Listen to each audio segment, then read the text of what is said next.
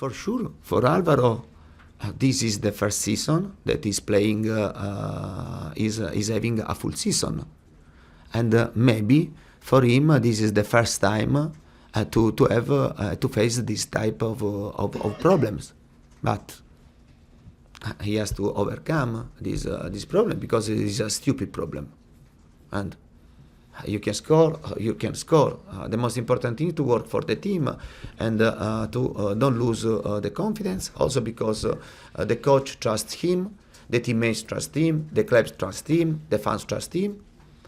I don't see any problem, but this is the first time for Morata and to face this type of situation, because this is the first time that he's playing the full season. Before, if you stay on the bench, you don't have this type of pressure. But he has to learn to face this situation and to go forward, to move on, and also because everyone in Chelsea trusts him.